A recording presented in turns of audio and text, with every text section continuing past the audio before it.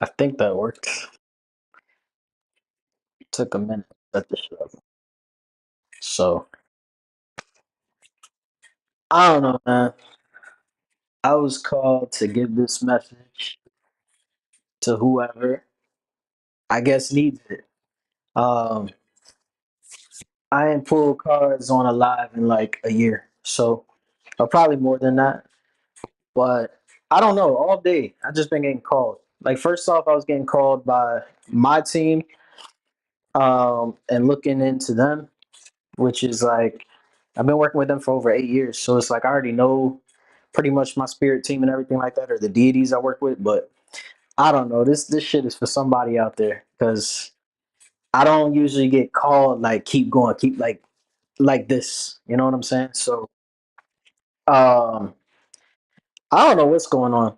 I know there's a lot obviously, okay, there's a lot of shit going on in the collective, right? Like there's a lot of shit going on.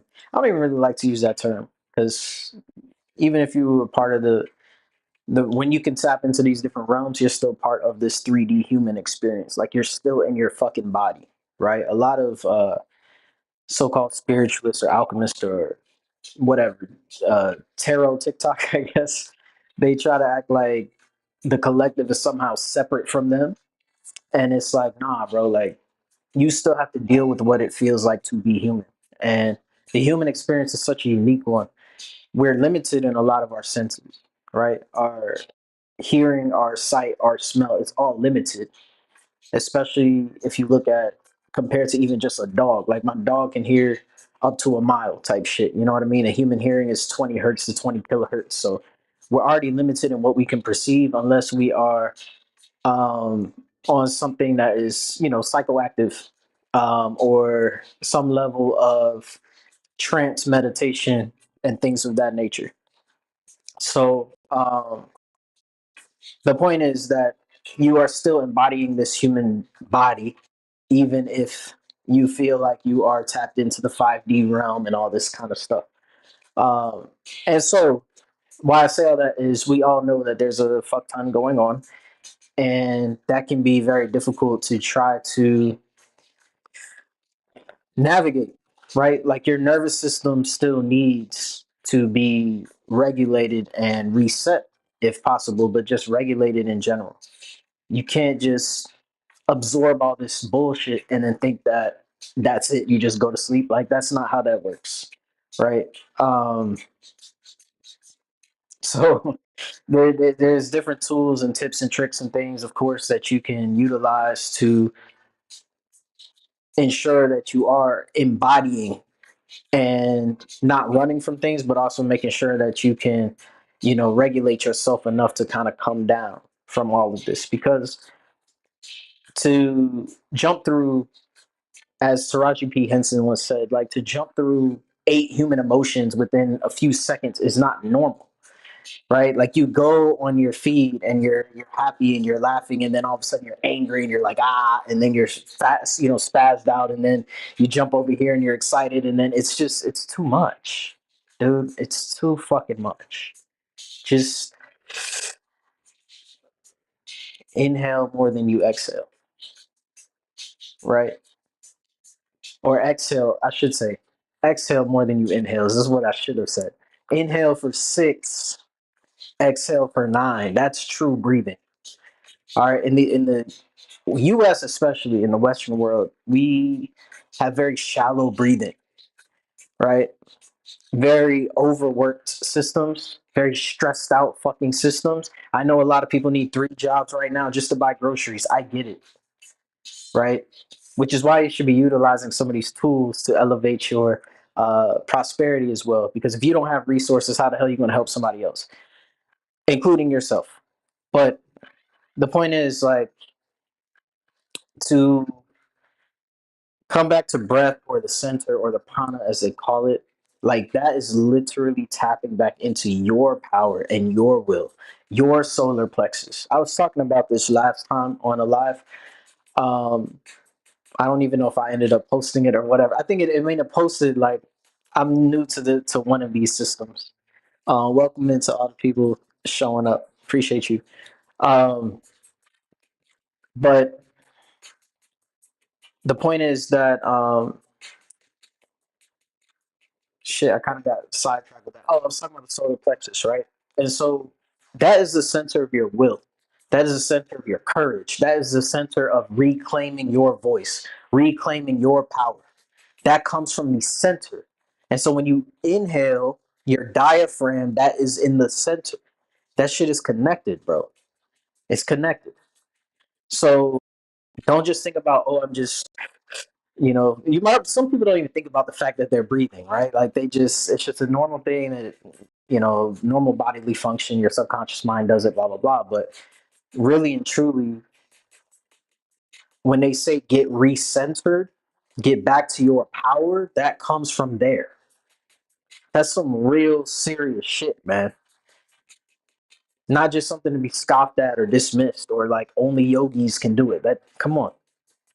So the point is, in the West, we tend to shallow breathe and we tend to be overstimulated and overly stressed.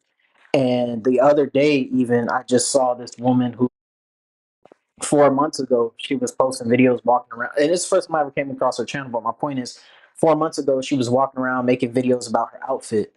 Right now, she's coming back from not being able to walk, not being able to talk due to stress. Functional neurological disease is what they call it. So she's literally having to relearn how to speak because of stress. And I had that shit happen to an aunt of mine as well. In my own family, I've seen, not to that degree, but literally being in the hospital as if she had a stroke, like symptoms of a stroke, and yet she didn't have one.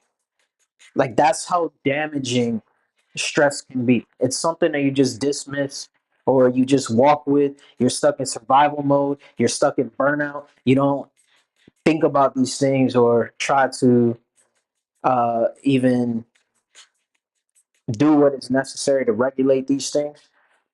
And for myself, just last year, battling lawsuits and the workers' comp system. If you ever fucking been through that shit, you already know what's up.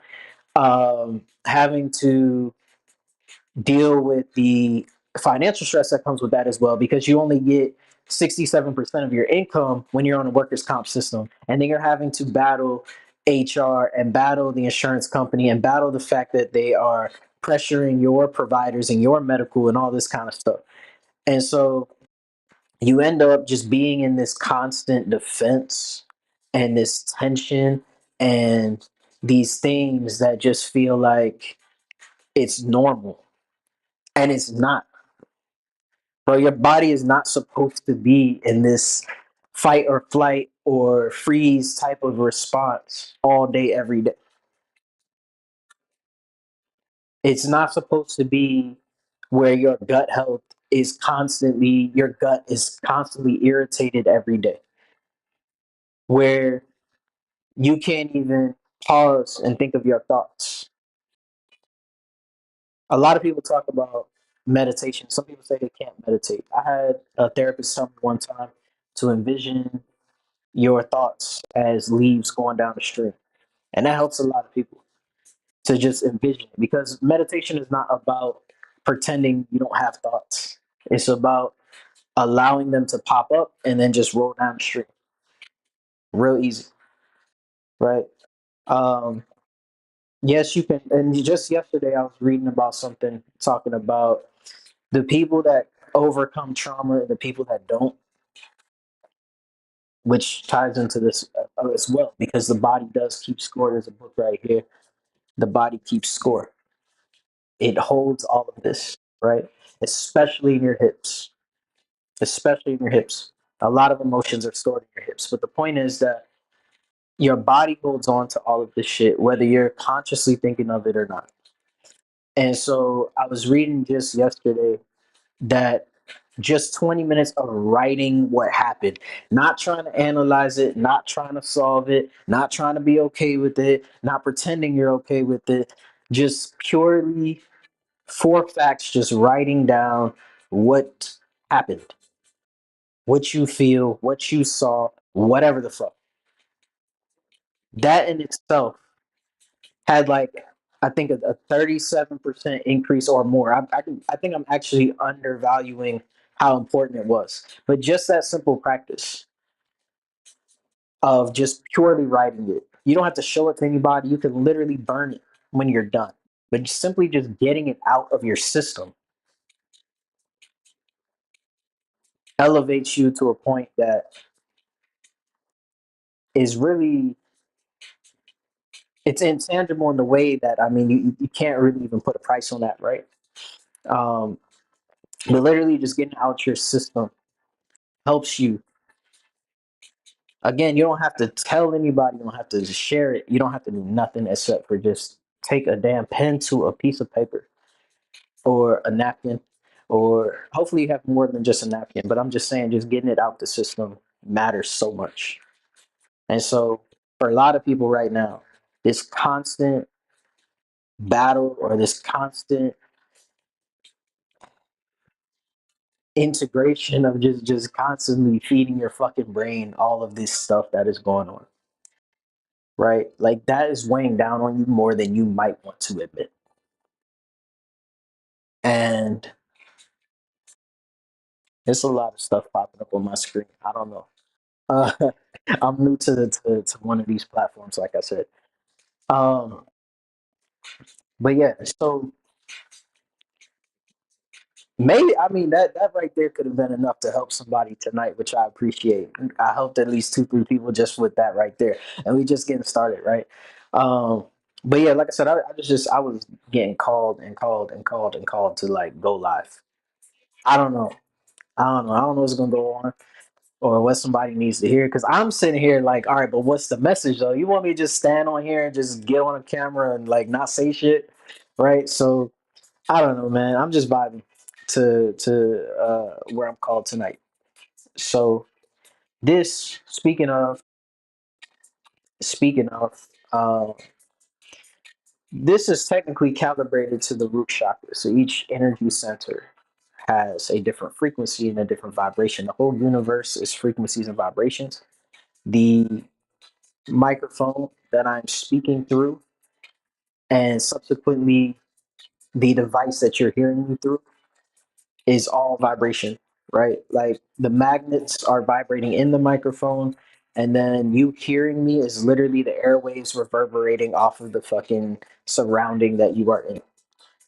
And then these little hairs in your ears actually vibrate to then signal to your brain the same waves that there is sound. That is how you hear sound. Okay. And so, why I'm saying that is that even the table that you might eat on or work on, that is vibrating. It's just molecules at a different pacing, what makes it feel like it's a solid compared to something else. But that's important to recognize because people will try to dismiss vibration. They try to dismiss frequency. Vibration is literally made up of frequencies. Frequencies are how often something vibrates or how often it moves, right? And so um, this here is tuned to the frequency of the root chakra, which is your safety and your security. Your safety and your security come from your root, which I just talked about, wherein I said that your hips hold a lot of emotion, they hold a lot of trauma. So if you ever seen those videos, I think one popped up for me earlier today. You see those videos where you release the hips and then somebody has like a literal emotional breakdown, or all day they cry and they cry and they cry. And yesterday I did yoga for the first time in like shit almost 2 years, probably a year and a half, 2 years. And when I released my hips in a certain position, because one of the positions is to what do they call it, like rock like a baby or something like that. One of the positions, and we were doing a lot of hip work, but my point is that in one of the positions, it was like, yo, tears just started to come. Now, I lost a family member about a month ago, but I haven't allowed myself to feel that fully, right? I'm focused on this, focused on that, blah blah blah blah. But my point is that when you release your body, you start to just have these sensations, these overwhelming things that just pour out of you, literally just pour out. Um, and I think a lot of times we can be scared of that, right? I don't want to have a breakdown because I'm mourning a family member that was so important to me. I don't want to have a breakdown because I'm grieving the old self that I used to be. A lot of shit from like 20 years plus have been coming through my mind and working through my body lately. I don't want to, like you may not want to accept something that happened 6 months ago. You might not want to have a breakdown because of that one event that always seems to pop up at the most inopportune time, right? Um, but ultimately, like I said, your body is holding on to that shit. And it's not just, oh, that's woo woo, new age bullshit. Like I said, it's literally here in this book as well. If you're somebody that needs Western science to validate things for you, you can read about the neuroscience and the psychology about it as well. So whatever modality you want to look at it from a spiritual aspect or a metaphysical aspect, I should say, or you want to look at it from a what they call it, empiric aspect, which is basically Western science. Which, by the way, I mean, yes, Western science teaches us the how something happened. It doesn't teach why it happened, essentially, or it might teach you, or it might show you like, oh, this occurred because of this. But the thing is, like, that phenomenon was already going on before they came and proved it. You get what I'm saying? Like, I'm trying to find the best. I don't have a fucking analogy. It's point blank as that, right? Like for them to sit there and say X phenomenon happens. Manifestation is a perfect example. You hear manifestation in metaphysics, you hear it in quantum physics, you hear it blah blah blah. Now they're saying in neuroscience it's proven, right? The why it is proven is because it had already been happening. The phenomenon already occurred, and then Western science came along and said, well, this is how it occurred, or this is why it is occurring type shit. Matter of fact, sometimes they can't even say the why. Like they still don't even understand consciousness to the full extent. They don't even understand consciousness. So they don't know why the fucking shit is happening, but they know how it's happening is basically what I'm trying to say. I'm getting a little jumbled on my words. But you get the point. You should get the point by now. Is just this thing of I see that this keeps happening, and now I'm gonna tell you how it's happening. But I don't know why the fuck it's happening. I just know it's happening, right? And so my point is with manifestation, your subconscious mind controls 97% of your brain. It is 97% of your brain, and it controls both your waking dreams and your sleeping dreams. I know I say this a lot. If it's your first time, welcome. This is my first time doing this today, so there we go. But um, how you perceive the world, how you move in the world, how you navigate the world is all based upon your subconscious mind and your nervous system. So the amygdala, the back of your brain, holds a lot of that emotion, a lot of those memories, a lot of those traumas. Same with the hippocampus. All of it is tied in together. And so your subconscious mind, right here, learns through trauma, repetition, and symbols.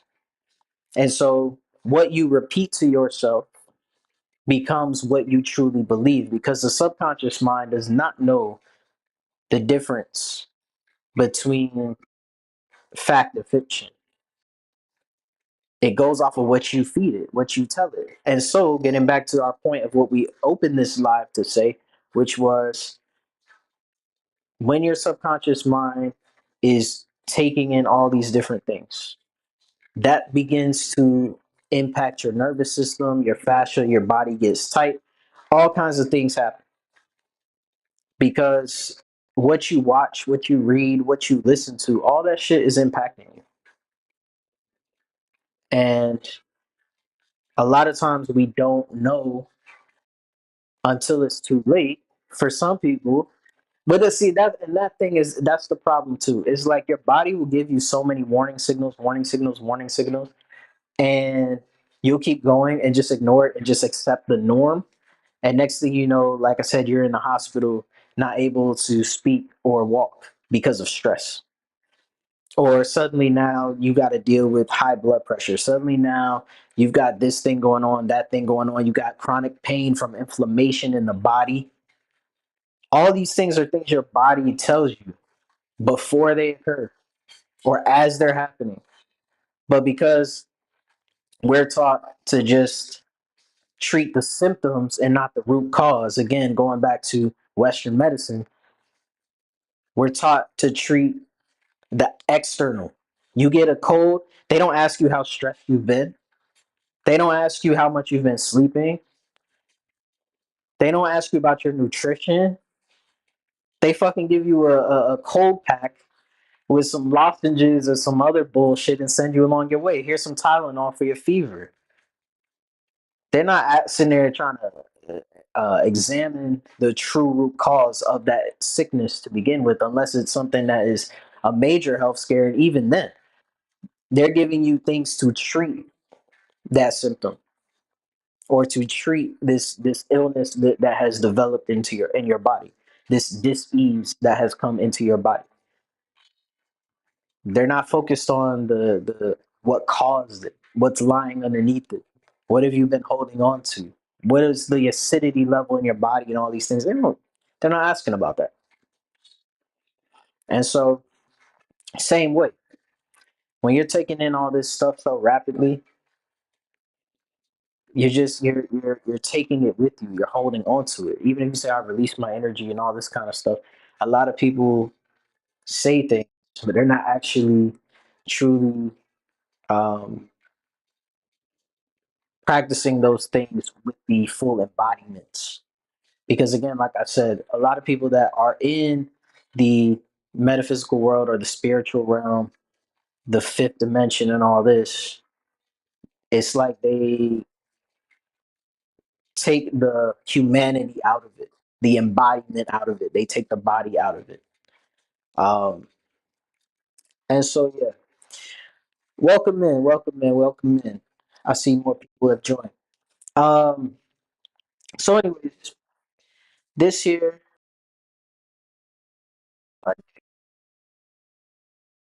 if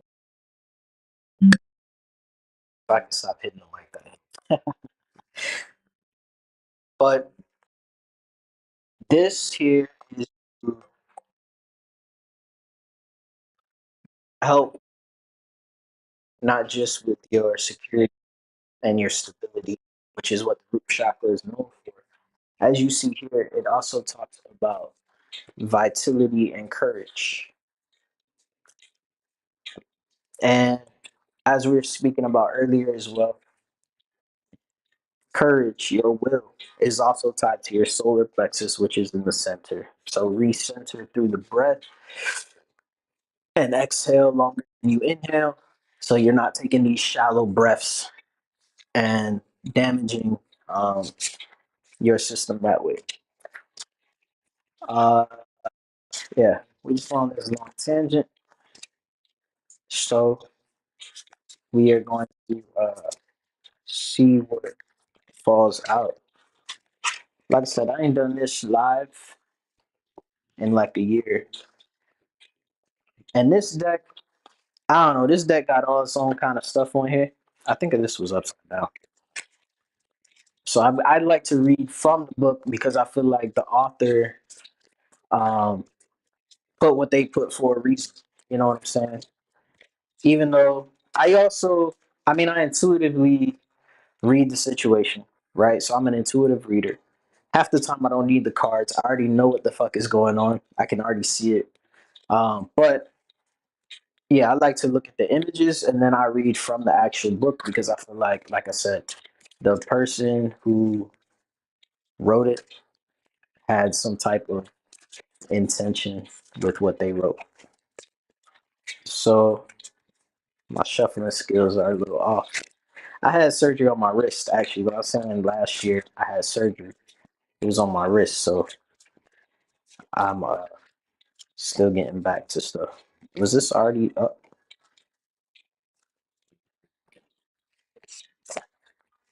Um, we got 5 cards. We got 2 swords, bro.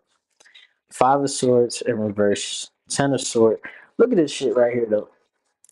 I mean, the man is literally. Is this gonna focus? There we go. Y'all can see it.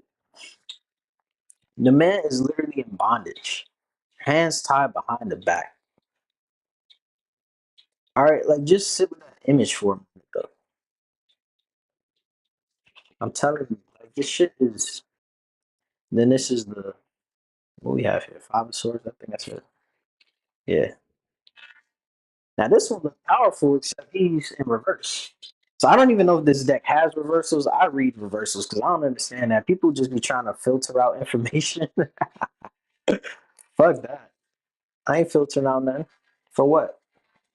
Oh, this is a page of cups. I was wondering. This dude look like or a woman. Whatever. This person looks like they're stepping into power, like some kind of plus. Like they almost like they know some information. And they're underwater. So the underwater has to do with your subconscious mind as well. Water energy also has to do with emotion. So similar to what we've already been speaking about. This is a 6 of cups. This motherfucker looks happy as hell. But also look at that. That's the inner child right there. I was just talking about how for myself even there's been a lot of release from things like I said that happened 20, 30 years ago. And like it's just been popping up, just processing, just letting all that stuff through. And again, like I said, your hips hold on to a lot of that. And that poasmo, posas, how do you say that? Poasmoso, I think they call it PSOAS. You can look it up, but there's an actual release for it. I was watching a video on that earlier on TikTok actually, and I mean that is all tied to the hips, but also it comes up to like I think around your navel. And when you get afraid, like when you're fearful or stressed, you're nervous, like that muscle tightens. And the only way to release that muscle is to manually release that muscle. So that's what I'm saying. Some people will be like, oh, I let my energy go. I call my energy back to me, blah, blah, blah. But then they don't do the work for the body. So it's like that shit is still sitting in there, bro. Anyway, so we got the hangman. I want to say that this came upside down, or I guess that would be right side up because, you know, the hangman likes to just chill out. Like the hangman is unbothered, just kicking it. Obviously, there's peril around, but like the hangman is just having their best life. They don't care. I was told not to pull no more cards right now, so I'm gonna flip this over, see what we got here. I want to know what this page of cups is about. Oh, we turned almost right to it until I did that. That's the ace, so the page must be back here. Page of Cups. The young page, in his watery element, allows himself to be emotionally moved by the beauty that surrounds him. The orange stripes of his tunic mirror the stripes of the playful angelfish that swim nearby. So when I saw this card, the next card I'm about to read, what is this again? This is the Six of Cups. I was thinking about the inner child and the healing aspect, but also, like I said, it's very playful. You can see down there they got the horse, they got the teddy bear, the rabbit, like all that like plushy stuff you play with when you're a kid. And like look at the meadows in the back and stuff, the grass and everything. Just high on life, appreciating life, not being bogged down by all this nonsense. However, like I said, we got this sword card. And honestly, picking up this swords card after that last card I just showed you, it just shifted my whole body.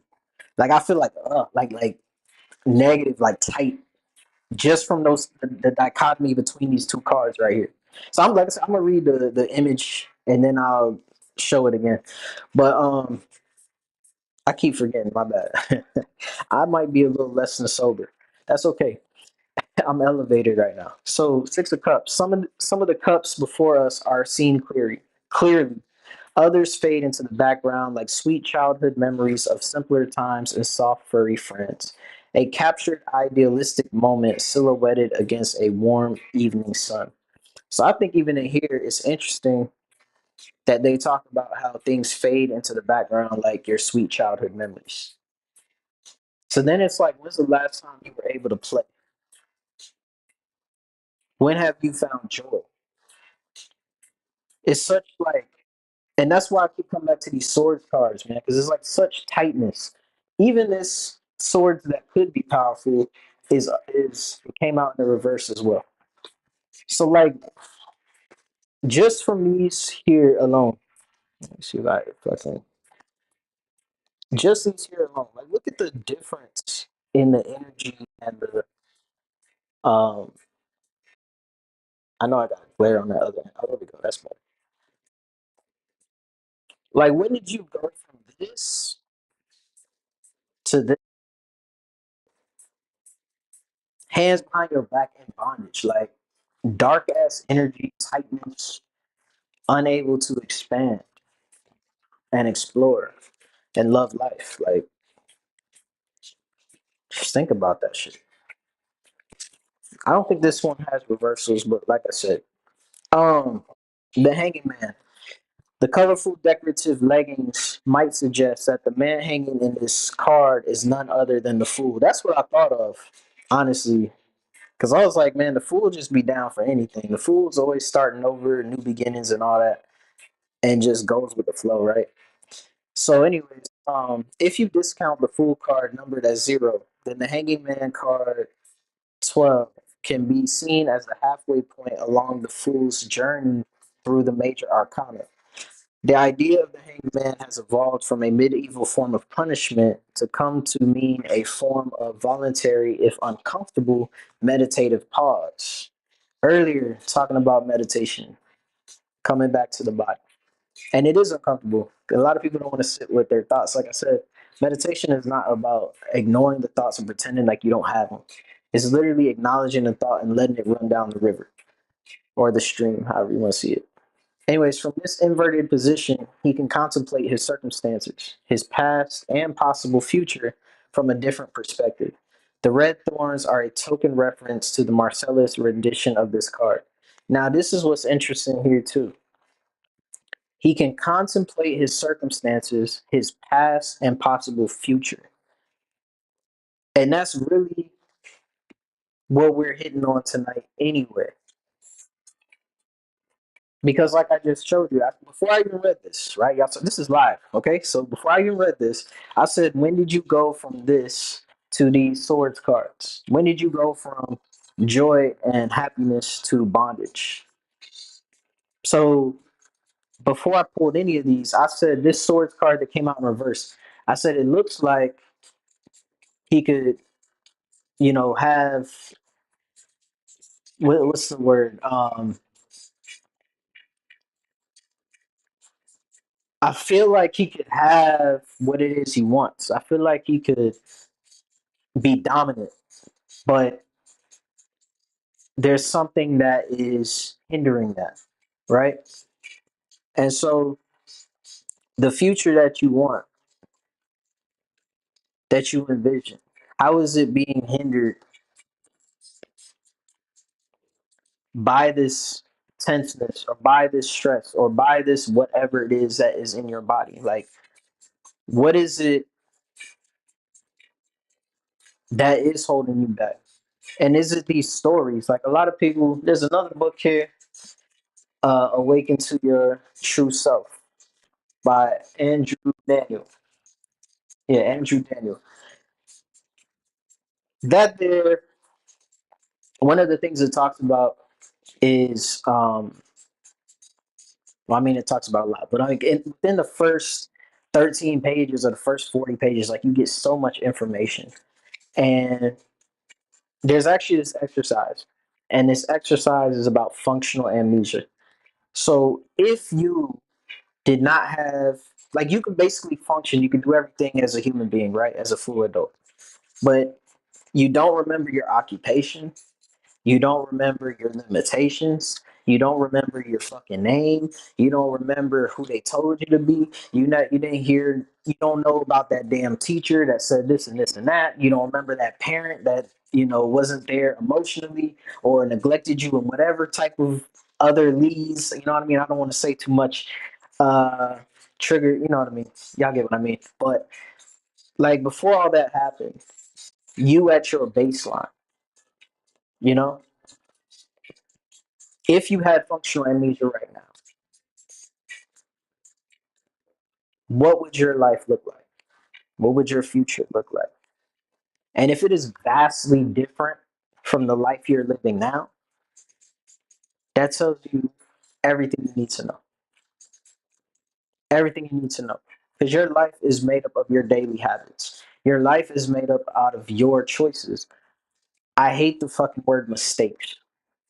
I hate it. I despise it. Because there's no such thing as mistakes, only choices. If it worked out in your benefit, you say that's the best decision I ever made. But because it didn't work out for you and the way you thought it was going to work out, now suddenly it's a mistake. No, it's a choice you made. And your life that you are in right now is reflecting the choices you have made. And that's somehow that's hard to sit with sometimes. I'm saying it just kind of like fly by night type whatever because it's shit that I've gone through and battled myself, but genuinely, like it's hard for people to sit with the fact that they created this for themselves or that they 3 years ago decided that this is the direction or the path they were going to go down. Like the environment you're sitting in right now, that's something that 3 years ago you were wishing for. Or you gave up on the direction that you truly wanted to go, and now you're kind of in this position of like, all right, I'm a little low right now. I'm a little dark right now. I got to get myself back up right now. And that's very difficult to do when your subconscious mind is being filled or programmed with things to bring you down.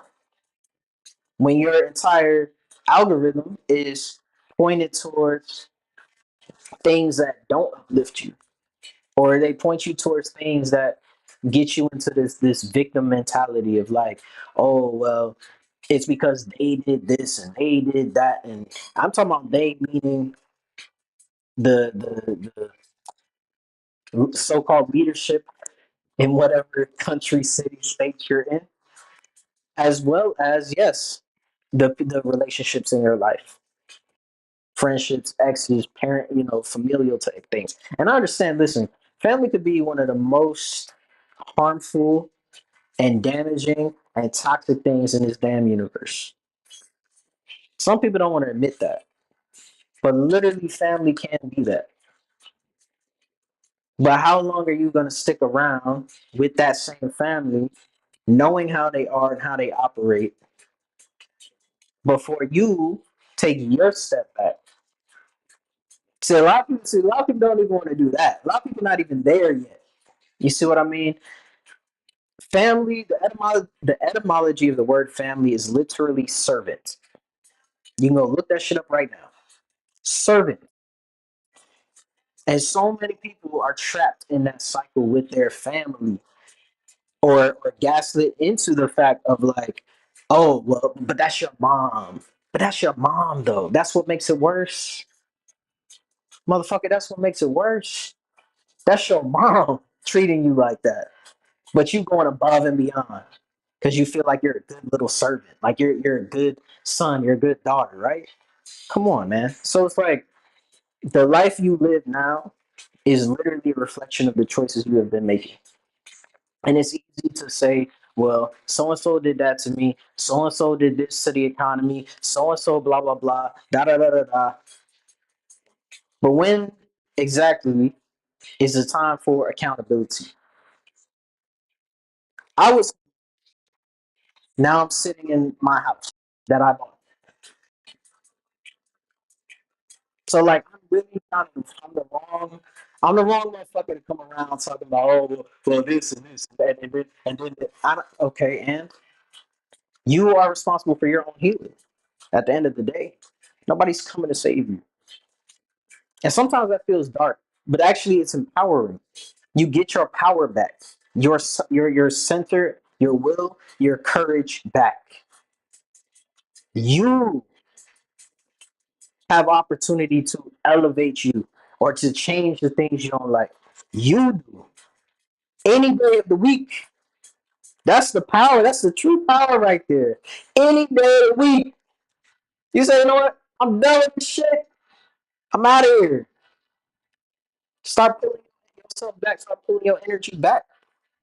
Welcome in to the other people that keep coming in. I appreciate y'all. I'm so serious. But genuinely, like any day of the week, 16 hours a day, you can write a new chapter in your story. Assuming you sleep for 8 hours. I know I don't. But some people out there sleep for 8 to 10 hours. So say you got 14 hours a day to rewrite your story any day of the week. And I understand. I get it. Listen, I can't afford to do that right. But can you afford to allow your job that you don't even like to siphon your energy? That dusty motherfucker you dating that you don't even like. I haven't been there. Dating a motherfucker you don't even like. Why? Because they like you? Come on, man. Like, seriously. You can laugh about that shit. Don't be so tight. You can laugh about that shit. But genuinely, like, when exactly are we going to sit here and say, you know what? I've had enough of this nonsense. I'm choosing me. Choose you. When's the last time you chose you? When's the last time you had some damn joy and play in your life? Look at this. And you see that at the bottom? That cup? You know what comes with cups? Overflow, abundance, blessings, prosperity. That's what comes with that.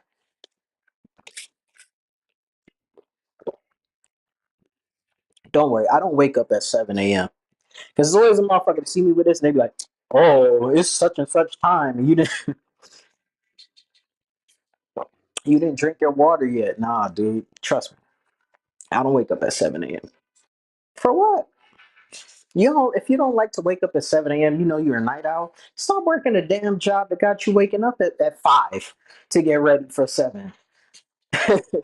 To be off at fucking 4 or whatever. You don't even get to see the sunlight. You don't even get to go outside and sun gaze. You don't get to put your feet in the grass and ground down to earth. Within milliseconds of your feet touching the earth, it changes your entire body on a cellular level. That's not woo woo. That's not made up. That's not new age bullshit. Yes, Western science has backed it, but your ancestors already damn knew it. And you wouldn't be here if your ancestors didn't survive. Thousands and thousands and thousands of years, your lineage has been here. So stop discounting the people of the past like they were idiots. They were all Neanderthals that didn't know nothing. That's not true. Some of y'all had Neanderthal. I don't have no Neanderthal blood. I'm just saying, but uh well, it might be some mixed in there, but I'm just saying, like, some of y'all did have Neanderthal ancestors, but you know what? They figured out how to hunt. They figured out how to drink water. They figured out how to survive long enough that you are now here. So, just saying, it's not all about the future and elevation. It's also about understanding adaptability and things of the past. Now, what we got? Oh, this is Five of Swords. I was thinking of something else for a second. Cause I got this heated off of half of the damn reading. That's 3 cards. Okay. We got 5 here and we still got more to go. But uh oh, this dude in the back. So he's on a battlefield.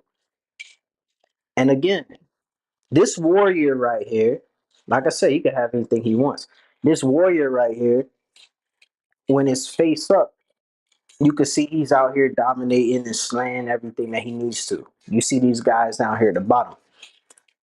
However, we pulled the card like this, which tells me that power is not there. It's out of whack. It's not happening. Now this deck doesn't have reversals, but I'm just letting you know. You can see it for your own eyes. Anyways, Five of Swords. The battle was hard fought, but it's finally over. To the victor belongs the spoils. Who is the victor? That didn't say that. I'm who's the victor? He holds three swords, using one to gesture a confirmation of his victory over his defeated opponents. The remaining two swords are there for the taking when he's ready. Let me read that again. He holds three swords, using one to gesture a confirmation of his victory. You know what I mean? Like some He Man shit. I was in movies the other day. They have a new He Man coming out, by the way. But, anyways, so you're victorious over your defeated opponents. Okay. But then you still got two more swords that are there for the taking when you're ready. But you're not moving to pick them joints up. This card is about acting in one's self interest. That is saying that. I'm not saying that. This is saying that. All right. That's why I said I don't need the cards, bro. I just like to pull the cards. They're a tool of divination. But I already, intuitively, we've already been talking about this. All right. So this card is about acting in one's self interest without taking honor or integrity into account. And sometimes because again, the honorable thing would be to serve your family, serve your spouse, your profession. Some individuals invest 8 years into schooling for a particular profession, and then they find out that they don't like that shit. They don't want to be a doctor in the hospital system that prioritizes insurance funds and money over healing, right? But it takes courage to fucking walk away after your family and whoever else pressured you or yourself pressured you into 8 years of schooling, 12 years of schooling, and saying, you know what, this shit is not for me. It takes courage to walk away and to move to another country or to leave your environment. And your environment, damn, that shit can hold you down. After I was homeless, shouts out for the likes, man. Let's get these likes up, man. All you gotta do is tap the screen. That shit free. I'm giving you so many gems right now. But seriously, like, after I was homeless, I had moved from apartment to apartment. And I ended up in this one spot. And literally every night, 2:30 a.m., whatever it might be, there was gunshots and sirens and helicopters all around, and the man with there's thin walls.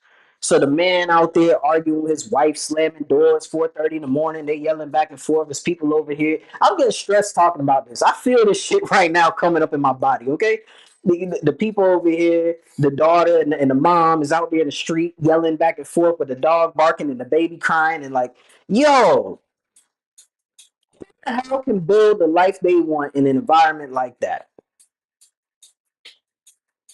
Genuinely. I had big ideas at that time. I was thinking of starting a company. I did start the company. Spoiler alert. I was thinking of starting a company and I was doing all the right things, right? I was we there, lockdown, quarantine, whatever. I'm reading all the stuff. I'm doing all the courses, watching all the YouTube University, right? And things are just not shaking. Things are not happening for me. But simultaneously, I'm living in an environment that I not only did I just describe to you, but also all those people in that building were on fixed incomes, accepting life as how it happened to them. I myself was on a fixed income during that time as well. sometimes it is your environment. As much as we want to say things are internal, and they are, things are internal, as we've spoken about tonight. But there's also 1% of the time that your environment truly is the thing that is impacting and hindering you. Your environment truly is the damaging factor in your life. And I say 1% of the time, but that doesn't mean that it's only impacting 1% of you. So don't hear what I'm not saying. 1% of the time, it could be your environment, and that environment is impacting 86% of you, 92% of you. Because every day you wake up, what are you seeing? Every day you wake up, who are you interacting with or not interacting with? The shit makes the difference. And when you hear gunshots less than a mile away from your house, shotgun go off at 2:30 in the morning, it fucking scares you, dude. I don't care how tough you are, whatever. All right, I don't care how many times you've heard them in your life. When it's that close, it's still like it jolts you. Hearing people arguing at 4:30 in the morning, slamming doors, it jolts you. Okay, so sometimes it is your environment. And my point of saying all that is that it is the honorable thing to serve whoever and whatever relationship or whatever it might be that you have, right, in your mind. The etymology of the word family is servant, but that could be the most hindering and toxic thing for you.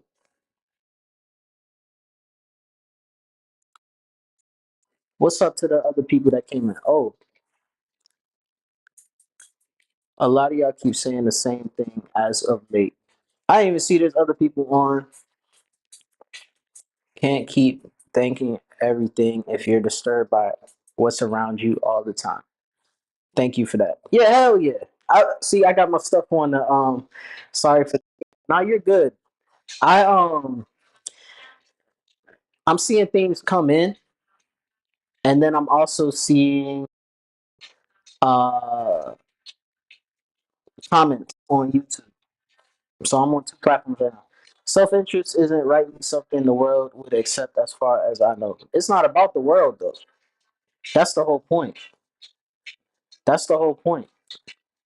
It's not about what the world will accept. It's not about what the people around you will accept. It's about what you need for you. It is time to start acting in your self interest. That doesn't mean you have to be harmful.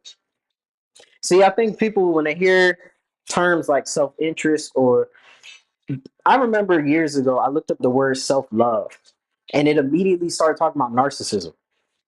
So you can't love yourself, you can't pour into yourself, you can't embody your being, your whole being into your body without it being something negative, or having that kind of connotation, you know? And I'm saying these things as someone who has lived these things. I don't speak on things just because it's a trend, or I saw somebody else talk about it or whatever. I'll tell you, if I see something, I'm like, yo, so and so said blah blah blah. I'm saying, like, in the last, what was it, November, December 2025. So just a few months ago, less 6 months ago, I just got into this zone of like isolation and introspection. And I pulled back where I would normally fawn. So, you know how they say you got fight or flight? There's also freeze or fawn. So, freeze is literally like you just freeze, you don't know what to do. Fawning is what I used to do, which was to overcompensate and people please and try to uh, keep the peace. Fawning keeps the peace. Fawning knows how to shapeshift enough to make sure that other people are comfortable, or to make sure that things do not escalate to a point of discomfort. And I stopped doing that shit. I pulled my energy back. I stopped showing up when I didn't want to. I stopped answering my phone when I didn't want to, and continued to do so. And all of a sudden, The people who weren't there for me, family, so-called friends, whoever, whatever. All of a sudden, all these people coming out the woodworks. Oh, I'm so worried about you. Oh, this. Oh, da da da da da da da.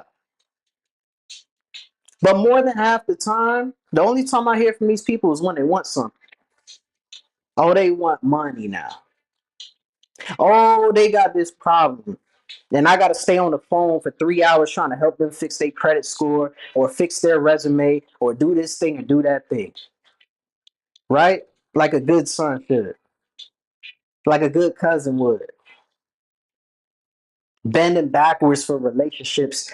Like I said, dusty motherfuckers I didn't even like. So I started to do things based off what I felt, what I needed, what felt right for me.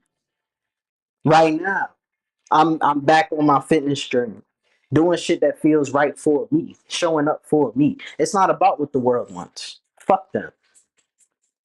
Because how can you? It's the whole thing with the damn oxygen mask on a plane. They tell you before you put the oxygen mask on the baby, put it on yourself. First off, because who the hell gonna raise that baby if you ain't here? But on a more serious note, how can you worry about giving somebody else oxygen and helping them out if you don't have oxygen first? So a lot of us deprive ourselves of the oxygen that we need in order to help somebody else. And then we end up burnt out, we end up exhausted, we end up stressed. All the things I talked about in the beginning of this live as well. And then we feel like somehow we get merit for that. Somehow we earn love for that. Anybody out there had to earn love before? Did you come up in a household where you had to earn love, or you had to perform? You weren't allowed to be human. You weren't allowed to be a damn child or a teenager. Everything had to be in line. If you ever came up in an environment like that, then yeah, you probably ended up fawning. You probably ended up people pleasing, doing these different things.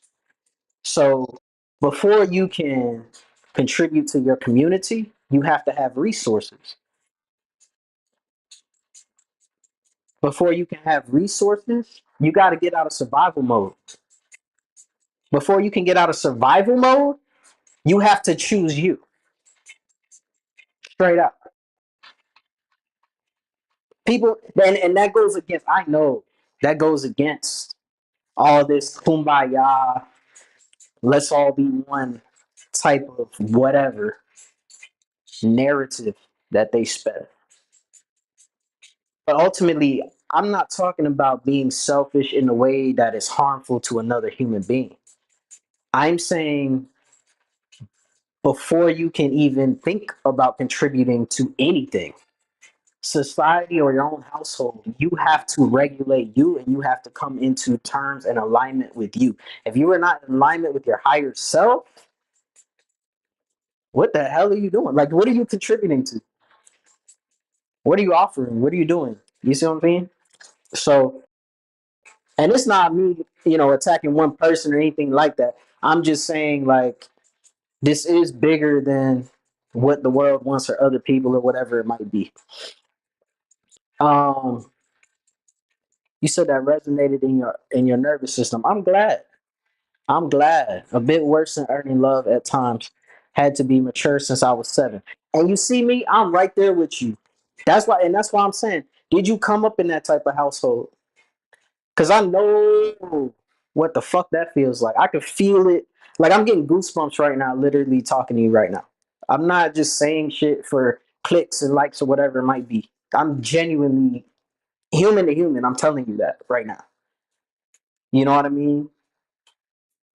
Um, and it is unfortunate that it happened to so many of us. But I'm telling you, like it is about um, we are responsible for our own healing.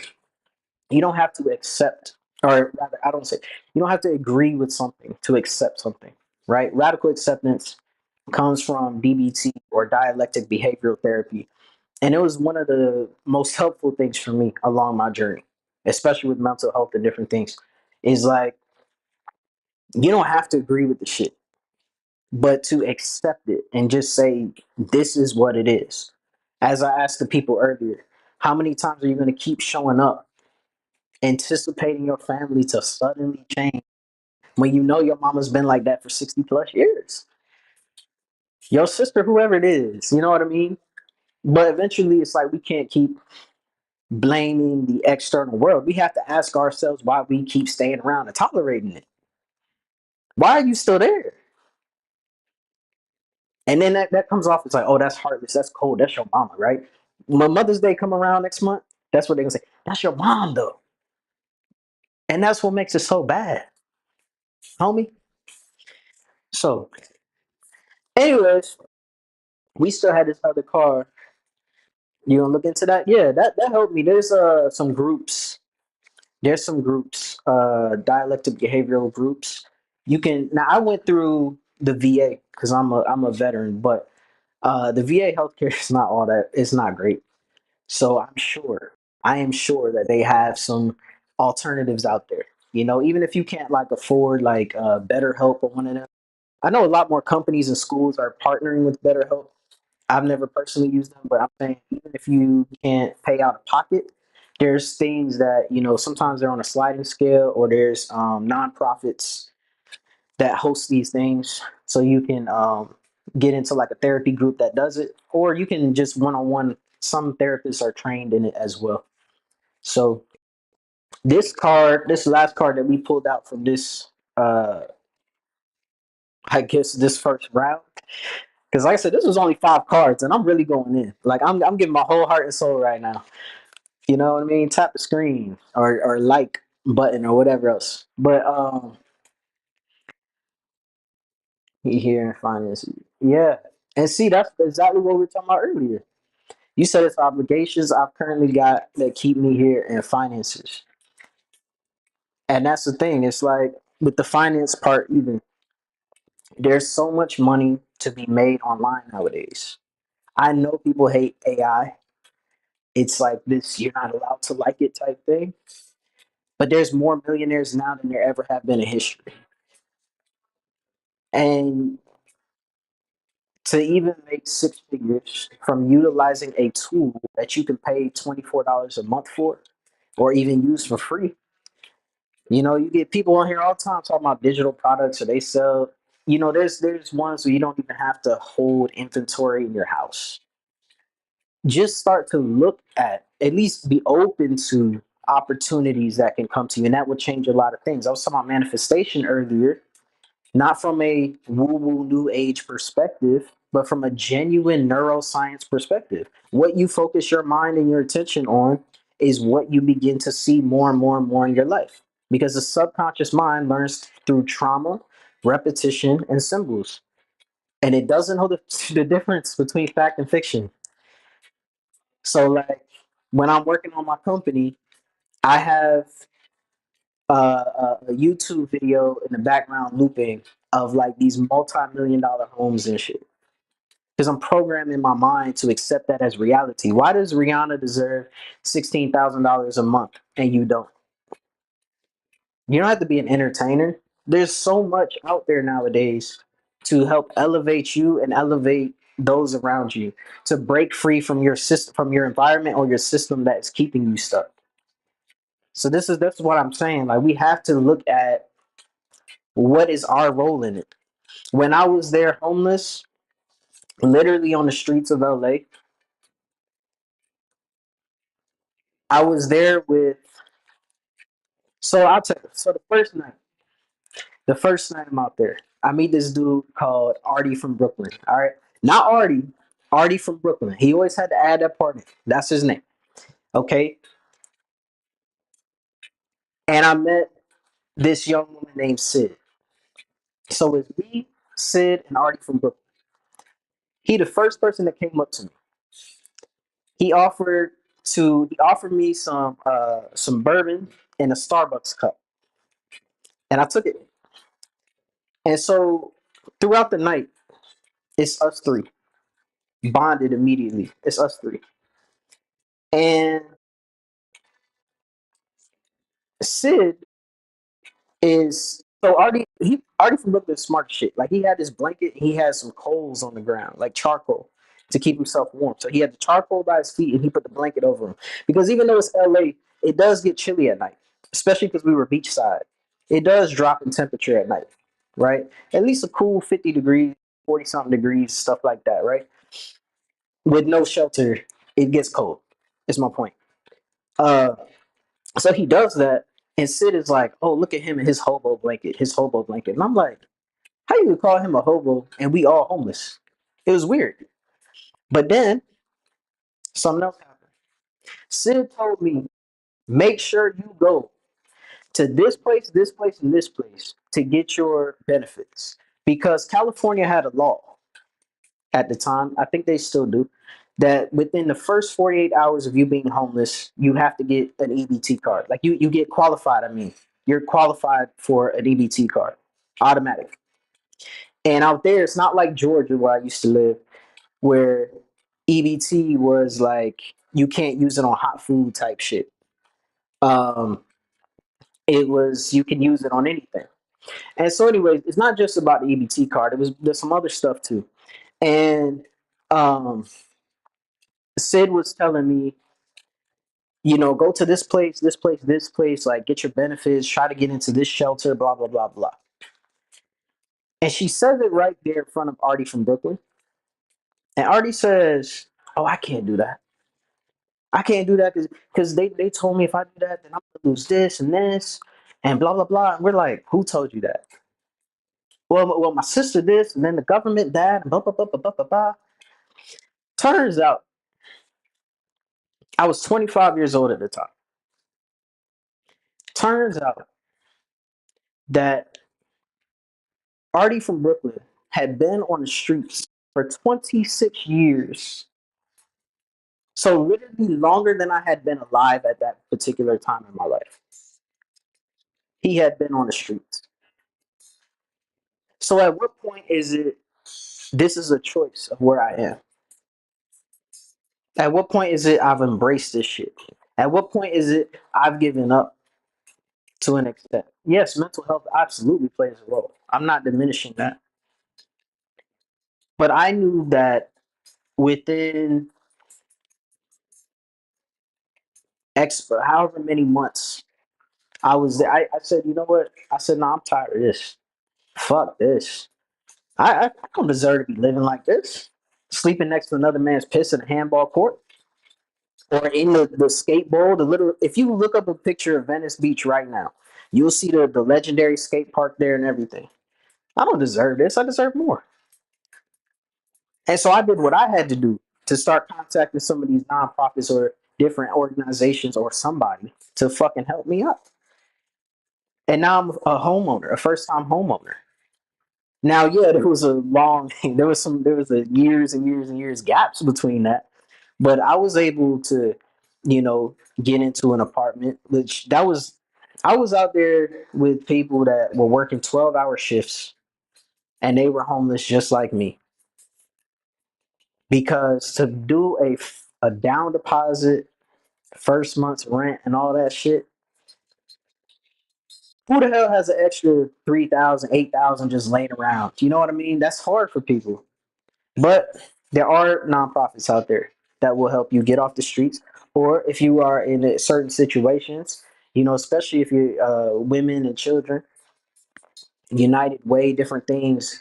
Dial 211 on any phone, and you can find resources that help you out, at least even if temporarily. So, you know, uh, sometimes it turns into why am I accepting this for myself? Why do I stay in this relationship or situation when I know that it does not benefit me? You know what I mean? So, just things this is a lot to take in one night. I know I've covered a lot already in one sitting. So, a lot of these things might have to percolate and move through the body. But just begin to tune in with yourself. that's what this whole thing is about too. Beyond the embodiment, and like I talked about the nervous system and the stress and things earlier. Like we have to check in with the alignment with ourselves, with our true selves, without the like I said, the functional amnesia exercise, right? So without the labels of who we are, without whatever they told us we are, you know what I mean? We got to start to analyze what within ourselves is making us stay there. For instance, we talked about, I've shared here with you and everything too, that I come from a household where you had to earn love. So if you have to earn love or work for love, you typically end up with abandonment issues. You end up in a space where, what happened to my thing? I don't know what's going on, but you end up with abandonment issues. You end up in a space where you know you're afraid to kind of take that leap, or afraid to you know um, move on to where you need to be. What the hell just happened with this? Sorry, something just cut off. I don't know. Right. So, oh, my TikTok thing cut out. Whatever. I'm gonna keep rocking on YouTube because you're on YouTube, so we just gonna keep rocking, even though that cut out. So, to that, point, though, this last thing here, which is the Five of Swords, where you can see this bondage, and you can see this. You can see this here where um my life was discontinued due to inactivity. That's crazy. I was talking the whole time. Oh man. Um, you said I'm good. Appreciate that. Yeah. So you can see this bondage here, right?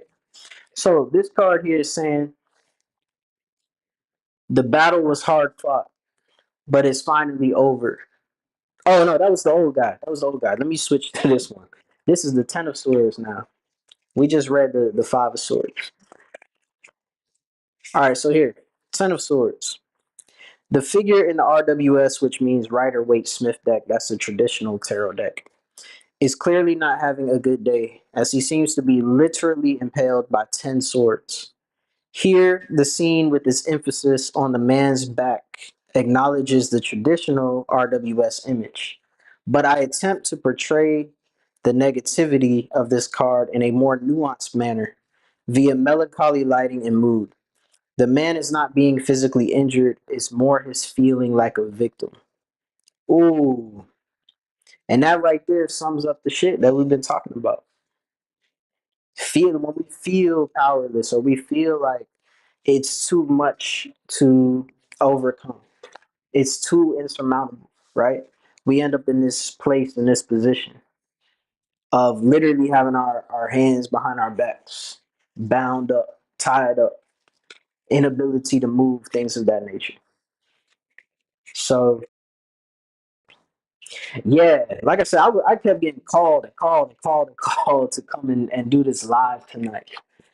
And I feel like if not even for the other people that had joined, like if anything, maybe it's just for you, honestly. And I'm cool with that too.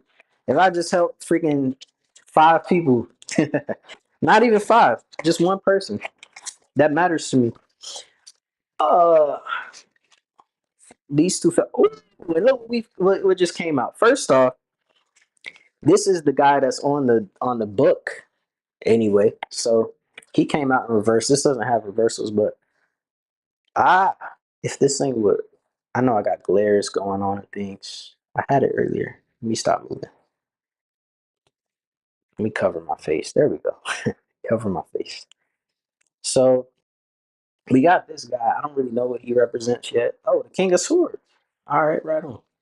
So here you see he has his like not just his crown, but he has like angel feathers and some type of a hawk, which is very, very significant. All right. But then what also fell out was this. Now it was in reverse because we're not there yet, but we could be here, which is this. Um, come on, man, focus, focus, focus. Here we go. Which is this beautiful Seven of Cups. Which right side up, this is what it looks like. Beautiful rainbow on here. Prosperity, abundance, the kingdom right here. This is your kingdom you could have. Breaking free of the bondage that we saw. Now, in addition to the bondage and things that we saw with these cards with the swords, I pointed out earlier this child that is very carefree, this joy, this playfulness, and how that can bring you abundance and prosperity, as well as we have these page of swords. I mean, this page of cups. So, like, right on the precipice of getting these things. And this page is in water, which has to do with emotion in the subconscious mind as well. And then lastly, we got this hangman. The hangman is like chilling upside down, but he reminds me of the fool card, which the author also said in his book as well, which is like essentially embracing this freedom or kind of this place that you're not quite there yet, right? So let's see what these last two cards say here and figure out where we're going with this. So we had the King of Swords first. I'm gonna read. Oh yeah, because I'm already in Swords anyway. King of Swords is boom. The King of Swords masters any problem with his gifts of knowledge and insightful analysis. He has trained his falcon with the same kind of discipline he applies to everything. Now that's right. That points out to me, or what stands out to me right here is the gifts. Like, what are some of your internal gifts that you might not even think about, right? There's some things like, for instance, people really, really, really like my authenticity until it's about them. But or my brutal honesty until it's about them. But like my authenticity, I have found can be a superpower for me. And it's not something that I practice or try to do. It just is. I just am this way. I show up like online, I'm actually more nervous than I typically would be in person. Right. So this is a natural kind of gift. Words are a natural gift. Now, for me, on the words aspect, my numerology supports that. My astrology supports that.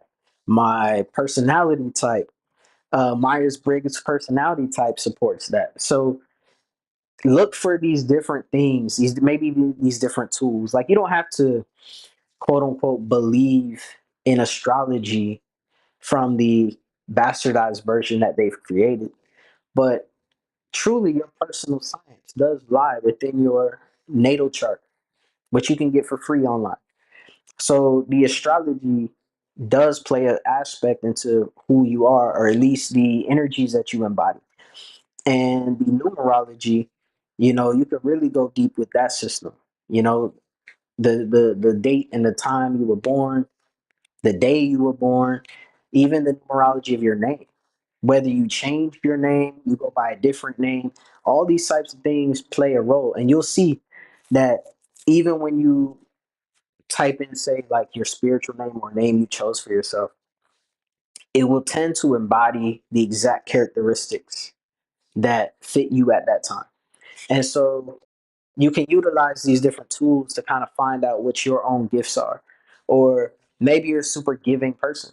Maybe you overgive, and that's kind of why we're having this conversation right now. But, you know, if you're a giving person, that can be a superpower. Yeah, it can be exploited from people that have uh, kind of those negative intentions. But at the same time, it's a thing of being able to use that as a benefit, create opportunity for others, create a community garden, which helps regulate your nervous system as well as helps nourish your body and other people's bodies. And that can bring in a whole ass community. 'Cause maybe you might feel like you're isolated or stuck in a situation or an environment. and a community can help you, help you on that path. And then also, this was saying knowledge and insightful analysis. So learning more, like I said, tuning into you and who you are, and learning more from what your higher self truly wants, or what you truly desire right now. Truly desire. Not what you think you should have, not what they told you. This is the life, blah blah blah blah blah blah blah blah blah. Because a lot of times, yeah, we could be in this place of like, you don't want to disappoint. How is this going to come off? What is that going to look like? And blah blah blah blah blah blah blah. And then we get in our heads, or we get anxiety before we even get to experience the effort. We don't even get to try, right? We don't even try. We're just automatically like, but this and this and this.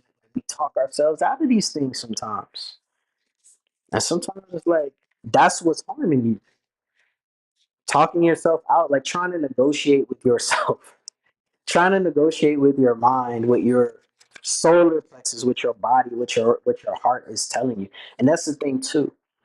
In science, they also talk about how your gut is a brain as well. Your gut has its own brain.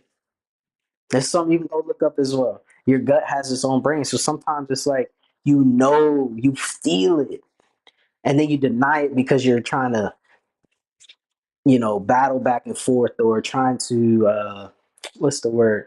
Not trying to prove to yourself, but trying to, there's like an I word that I want. Whatever. You're trying to convince yourself, right?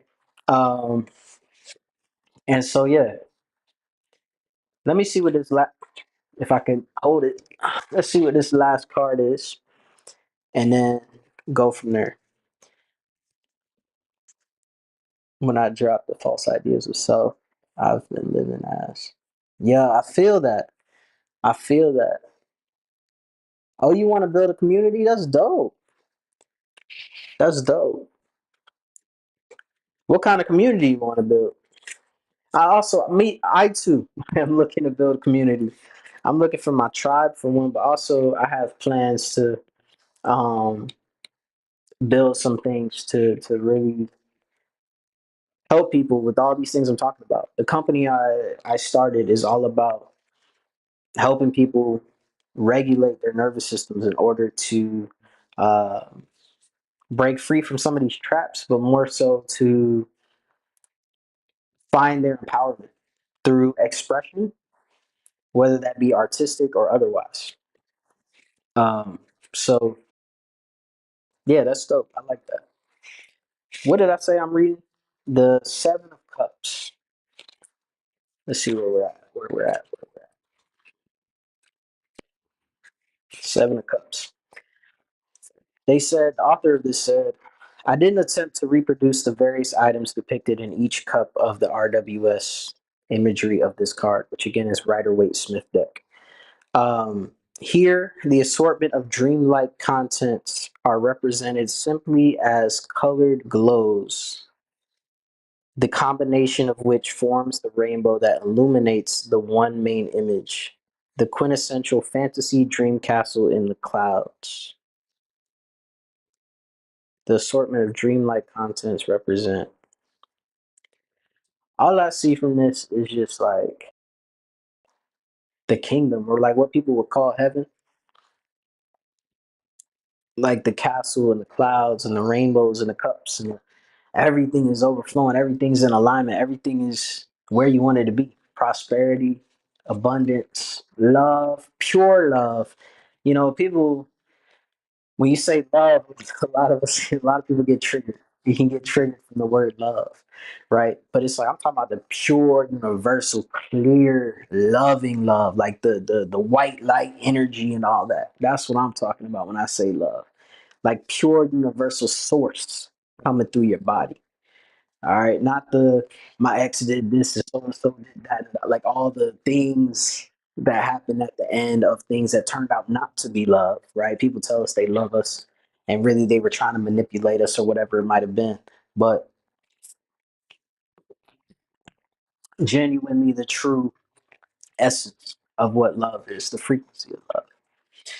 Um, Christian Bale, inclusive abused people, especially neurodivergent people, healing, grounding, and having space to find themselves and what lights them up. Basically, sharing the only peace I knew as a kid on the farm. Oh fuck yeah! I like that. I like that. I like that. I didn't even know that Christian Bale was doing that kind of stuff. I have a GQ magazine that had he did a interview for them, and that was like one of the best interviews I've ever read or heard of or anything. So that's really cool to hear about. But exactly though, I like this healing, grounding, and having space to find themselves. I really, really, really like that. Since you're on YouTube, my bio or my channel or whatever, it has like my email address there. So if you want to connect after this, that would be dope. Because I also have aspirations to help these different types of communities, especially being a part of some of these communities too. But that's what it's all about. It's like I don't know when you jumped in here, but like in the beginning of the live, I was talking about that of how these things they more or less latch on to our nervous system and our subconscious mind and we don't even realize it. We take in all this information. It's like even me, right? My algorithm has never been tuned to news and politics and all that kind of stuff, right? But lately it has. And lately I've been allowing myself to absorb it. But the thing is, like, after you read about these things, after you see the traumatizing thing, after you know, whatever it pans out to be for your instance, we end up taking that along with us without realizing it because you might feel the fear, or maybe even like I talked about, the hips hold a lot of trauma and the post I don't know how to say the word, but muscle. When you, I learned just today that when you feel fear or any kind of like hesitation in the body, essentially, it tightens. And the only way to release it is through manual release. You can't, you know, manifest it away or like mentally focus on it. Like you have to physically release it. And it's between, somebody said, if you take a line between your navel and the front hip bone on your right side and draw an imaginary line, you put a very soft ball. It can't be something that's like a lacrosse ball or a tennis ball, something hard. It has to be like a soft, kind of cushy ball, and you can just gently lay on it and roll on it. But it can't be too firm, you know what I mean? Because then you're gonna like freak it out. It's kind of like a skittish cat almost, like you know what I mean? Uh, but yeah, you're gonna like freak it out and make it tense back up. So when you do that, people talk about how one lady was saying how she cried for 8 hours just straight. She couldn't stop crying. You know, and I've known for years that hips hold trauma, but I never did this particular exercise with the ball. But just the other day, as I said earlier, um, I had did yoga for the first time in like 2 years. And like last year, I was out pretty much all year because of surgery on my wrist. But um, I did yoga for the first time, and I was already feeling grief from losing a family member last month, and I just my tear ducts just got activated. I'm there trying to do these yoga moves, and my tear ducts are just like I just feel it, and I don't even know what the cause is, and I don't even think I was trying to search for it either. I was just kind of like letting it happen. But all day yesterday, I was kind of in this weird mood of like crying or just feeling like this overwhelming sadness. Just like I said, I've been processing a lot of grief uh, through my body with my inner child and things that, like I said, that happened 20, 30 years ago. But at the same time, um, just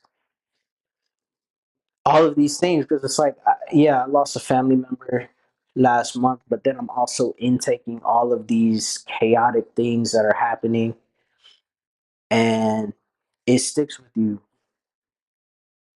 right? So absolutely. It is about helping empower these people or help ourselves too, but empower people to be able to kind of shed these energies and these stressors and all these types of things, and this tense energy.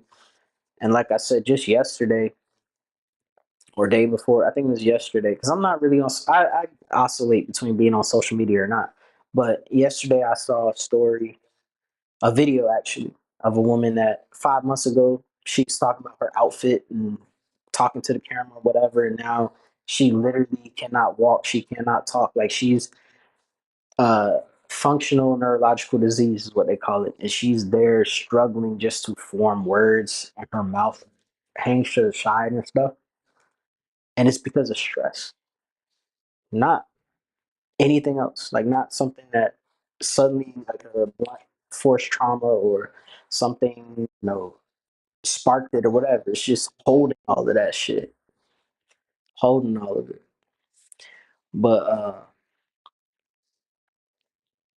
let's see what you said. Politics. Um, yeah, absolutely. That could be why your body calls you to stretch out for sure. This week I've been getting called because I've been back on my fitness journey, but this week I've been getting called to just like move, just move. Like I did 3 workouts in one day the other day, literally. I went from my tonal to my Peloton to and I wasn't even like doing a class or anything, just using the bike to pedal. And then I went outside and I got on my actual BMX bike. I started to learn how to BMX in like February ish, a few months ago. Uh, so I'm still trying to learn it, but my point is like lately I've just been insatiable with the physical movement. And I think this is part of it. We got to shake all that out. We got to um, get to these points where we're able to express in other ways for sure. Um, I'm a little concerned about facing it off, even walk if I did. So legit, yeah, some spins.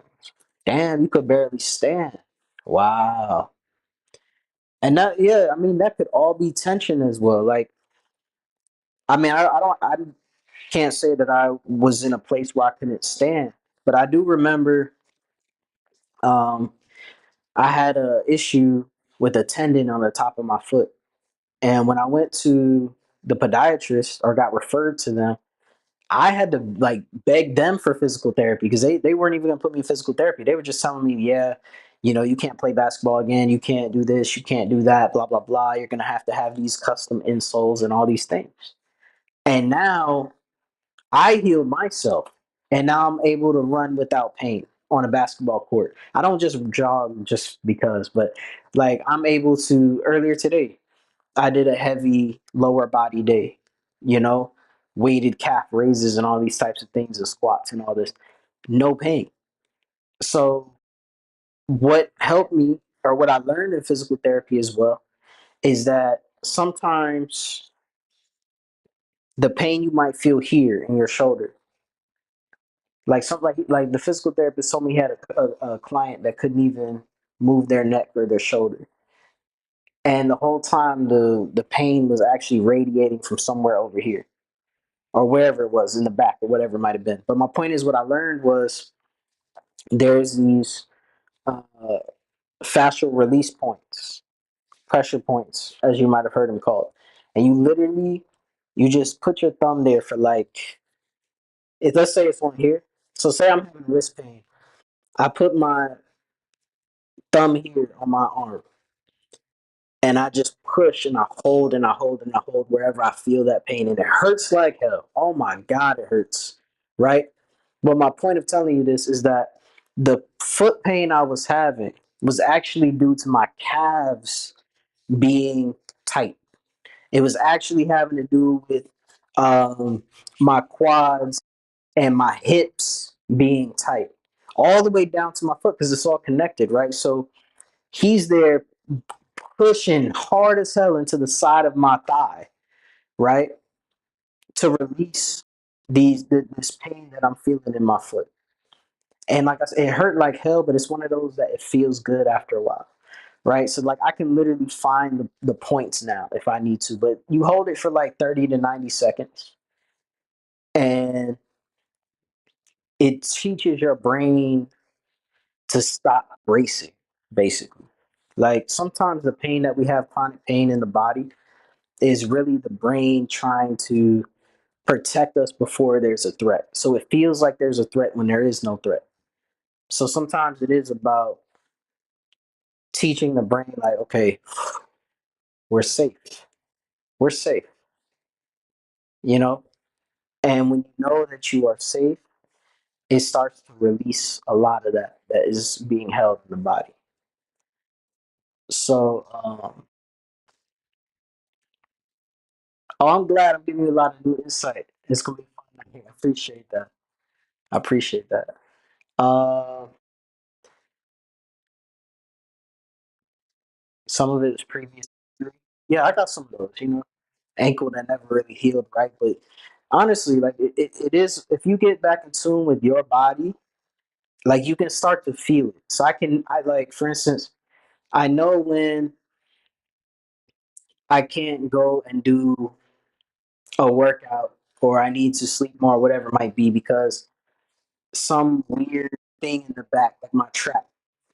The other day I felt it here, like my lat. I mean, yesterday I felt something weird in my back and I couldn't stretch it out, and nothing I did would really help it. And I'm like, what the fuck, blah blah blah. So I knew, okay, today is not the day for me to go and try to push my body to go lift heavier weight or to go and be super active and busy in the world, right? And so yesterday I chilled. I knew I had to do that for myself. I wake up and I know the difference between fatigue and needing rest, right? Like sometimes it's okay, you didn't sleep well. But sometimes, and I think a lot of people don't realize this, it's not just about the sleep or the sleep quality. It's actually like you are truly fatigued, meaning mentally you need a reset. Like you physically need to go outside, put your feet in the grass, ground down to the earth within milliseconds of putting your feet in the grass, which has over your feet have over 20,000 nerve endings. And you are an electromagnetic being, and earth is electromagnetic. So the minute you put your feet on that grass, you start to transfer that energy, and simultaneously up into your body on a cellular level, there's transformation happening. And there's actually, the other day I was on Prime or Peacock or one of those, and there was a documentary that popped up talking about earthing. That's what they call it now, is earthing. But literally putting your feet in the to the ground of earth, barefoot, will allow you to ground back down to earth, and it will simultaneously ground your body and reset you. It could be sand as well.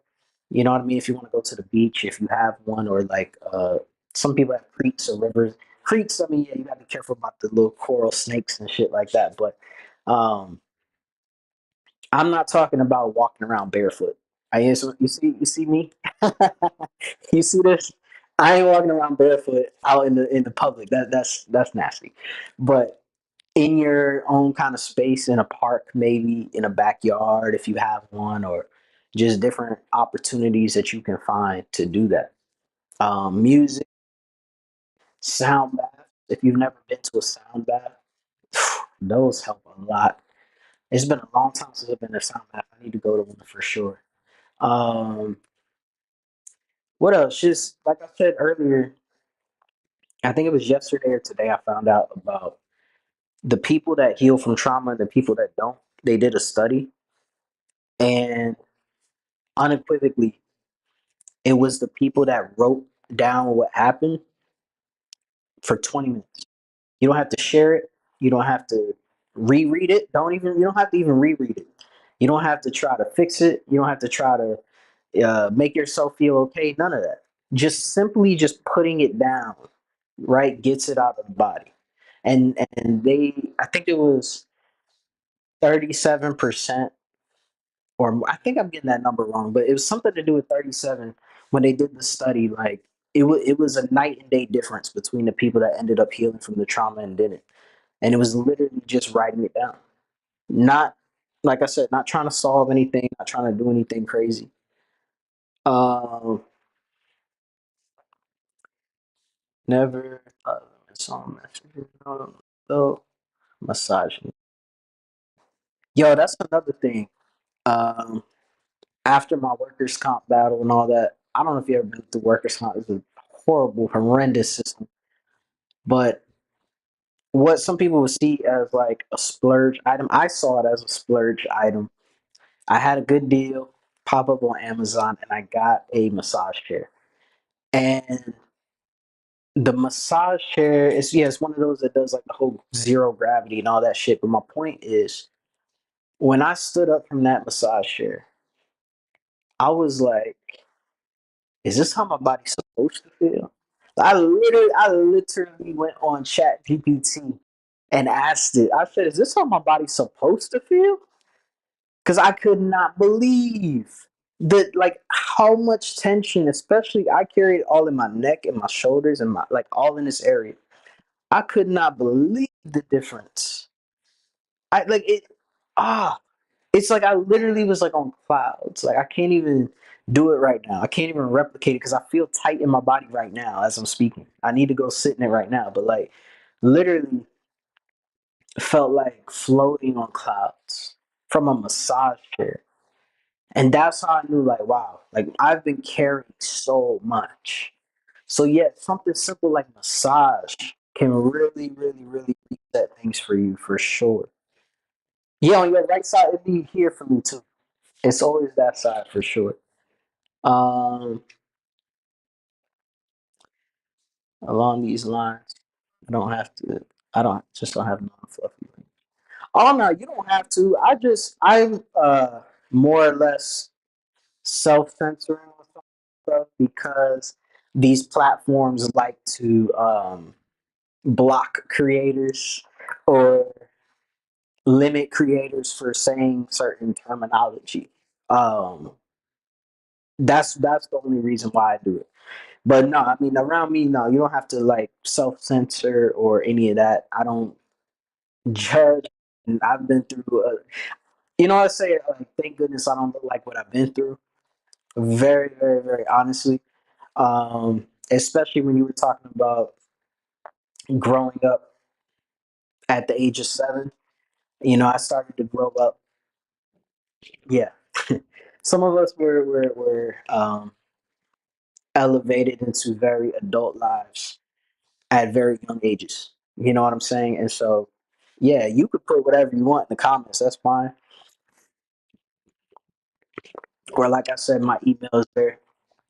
But um, that's the only reason why I don't say certain terminology or whatever is just because of these platforms. But yeah, like I don't know. People tell me I should write a book. I should write a book. And when I was 5, when they go around the classroom and they say, "Oh, what do you want to be when you grow up?" And people say, police officer, or lawyer, doctor, whatever. I said an author. I wanted to be an author, so I really should work on that for sure. But I'm about to relaunch the e-commerce side of my company right now. But after that, I definitely feel like music and writing have been begging me to come back. So I definitely, I got some poetry and things written down about it too, especially what I think that you're referring to. Um, I wrote a very heavy and personal piece about that.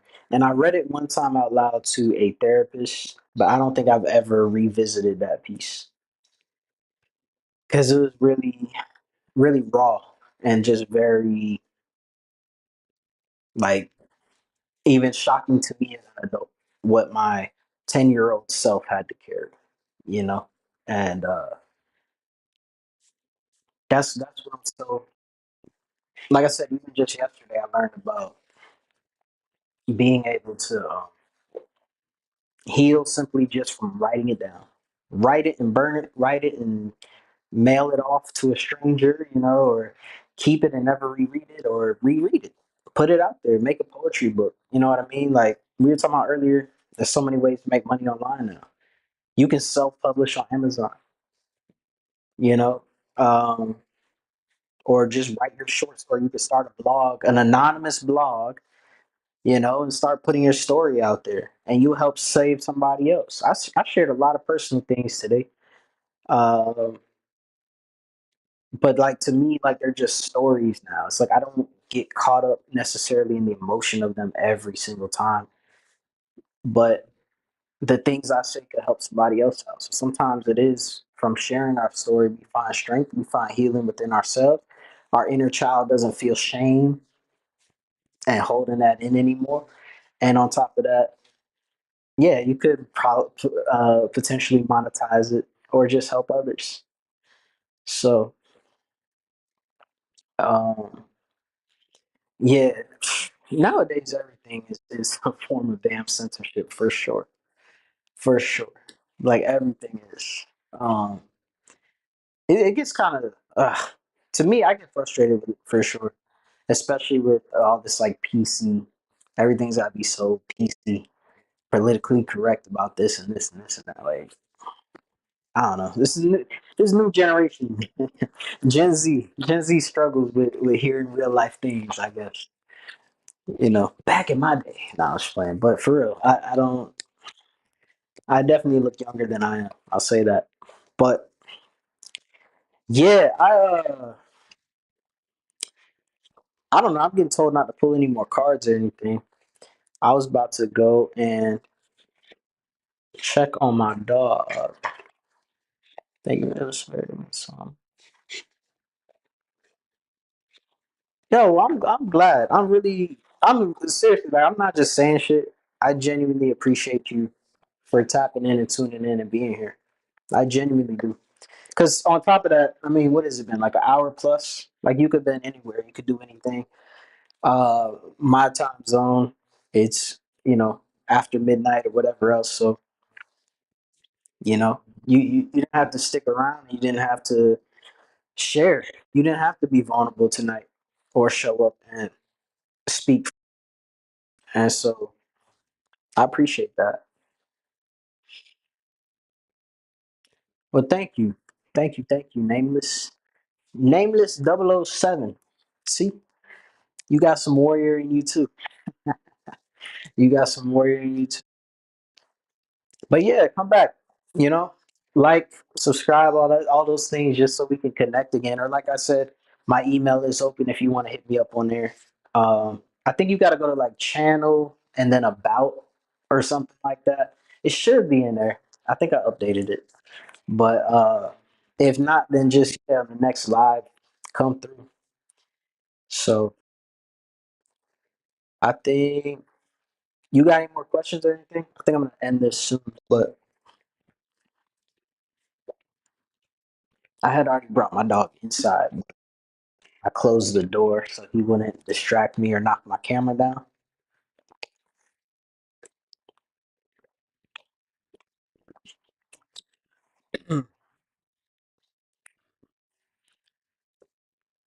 Yeah, okay. Yeah, I mean, no pressure, no rush. Like I said, I'm in a very isolated kind of space right now anyway. You know what I mean? Just not in a way of like, not even like a negative way. I just mean it in a way of I just need not space. What's the word? I don't know. It's just me and my spirit team just tapping. You know what I'm saying? I'm just focused on me right now, honestly. So um I haven't really been talking to people.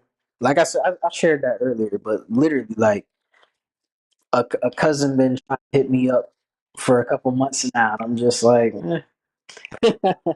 my phone is on vibrate. It's really on do not disturb and vibrate. So it's like my phone pretty much stays on do not disturb. Every once in a while, I'll at least get back to like one family member because they genuinely are worried, or at least they say they are. So To me, I found like in December ish that it was becoming more stressful for me to keep ignoring them than to just say like, "Yo, I'm good. I'm alive." Like I left a voice note so they knew it was me. Nobody stole my phone, and then I went back to my damn hermit mode or my cave or whatever you want to call it. Uh, and that's just where I've been, and I'm cool. Like I even kind of got back on like the little dating apps and shit, but then like I don't really follow up with nobody, because it's just like my body. I think my system's just recovering. Honestly, I think my system's recovering from years of manipulation, years of overgiving. I talked to you about fawning earlier. I talked to you about people pleasing earlier, overextending ourselves for other people's benefit, all that shit. And my system is just all at once taking it in and processing it. So I'm just giving myself that space and that grace and not focused on what somebody else needs right now. And if they truly loved you, that would be enough. That would be enough. It's your life. You know what I mean? Sometimes, yeah, we have certain responsibilities. Maybe you might have somebody you need to take care of, but you're not obligated to anybody but yourself. And that's the true thing. It's like your obligation is to you first. Your oxygen mask first, and then you can give to the world. So you've been going through it for too long. Yeah, peace. Peace is the word too. Yeah, I've been protecting my peace. Absolutely. Absolutely. And that's new for me. That is so new. I'm talking about this has been what, 6 months? If even, if even 6 months. Shit. It's been decades and decades and decades I've been on this planet. And just now 6 months I've been getting peace. Crazy. Crazy. And from cutting off the and it's I say cut off, but it's not even so much cutting off because there's still instances where I don't know. Sometimes I might even feel guilty. And then I think back and I'm like, why do I feel guilty? I feel guilty for choosing me? That's crazy. That's a problem. And that's the exact reason why I have to take my space. Why do I feel guilty for stepping away from you who's harmed me continuously? You know? So well, I hope it gets better for you as well though, for sure. For sure. I'm not giving you a lot to work with. That's good. I'm glad. Like I said, all my experiences are true experiences, things that I've gone through and navigated. So I'm glad that when they say you should tell your story, and I even just said that to you essentially, but sometimes it feels like, well, what am I gonna say? Like I don't have nothing to say. What do you mean, right? And naturally tonight it came out and it helped somebody. So I'm glad for sure. It is before my eyes. Yeah, right on, right on, right on, right on. I'm gonna put this on the thing. Wait, does that do it? I don't know. My systems are all convoluted right now, but hell yeah. All right. Well, you have a great night. I hear my dog walking down the hallway right now, so he looking for me. But let me close out this. Oh, there we go. There we go. There we go. Oh man, an hour and 53 minutes. I don't even feel like 2 hours on here. I feel like maybe an hour. Maybe I feel like maybe an hour. More than 30 minutes for sure. But all right, you have a good night. I'll see you. See you when I see you.